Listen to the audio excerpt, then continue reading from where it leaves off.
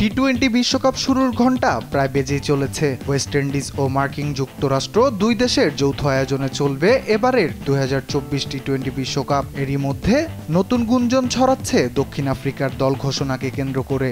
দক্ষিণ Africa cricket board ও আইসিসির সাবেক প্রেসিডেন্ট রেম আলী বলেছেন, এই দল গ্রহণযোগ্য নয়।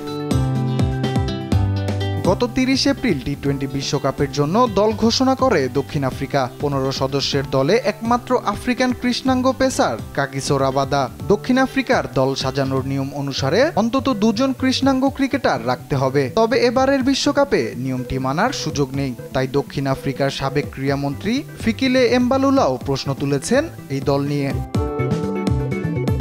মূলত কৃষ্ণাঙ্গ ও মিশ্র বর্ণের খেলোয়াড়দের উপস্থিতি নিশ্চিতের জন্য অলিখিত একটি নিয়ম মানতেন দক্ষিণ আফ্রিকার নির্বাচকরা।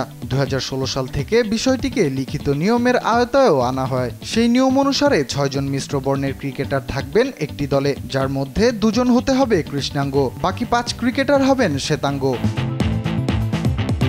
সাবেক আইসিসির প্রধান রেম আলী এমন দল মেনে নিতে নারাজ। দক্ষিণ আফ্রিকার সম্প্রচার সংস্থা SABC স্পোর্টসকে তিনি বলেছেন, আমি বিশ্বাস করি অনেক কিছুই অর্জন হয়েছে, কিন্তু ক্রিকেটের ক্ষেত্রে আমরা পেছনের দিকে গিয়েছি। আমি বুঝতে পারছি না এই সময়ে কেন দক্ষিণ আফ্রিকা দলে বেশি সংখ্যক কৃষ্ণাঙ্গ খেলোয়াড় নেই। টি-20 বিশ্বকাপের দল নির্বাচনের ক্ষেত্রে দক্ষিণ আফ্রিকার সাদা বলের কোচ রব ওয়াল্টারের যুক্তি অনেকটাই ভিন্ন। তিনি দল ঘোষণার সময় বলেছেন, আমার কাছে সবচেয়ে জরুরি বিষয় হচ্ছে একটা জয়ী দল তৈরি করা। যা করার জন্য সেরা দলটাই আমার বেছে নিতে হয়েছে। রাফিউল ইসলাম রাতুল, দেশ টিভি।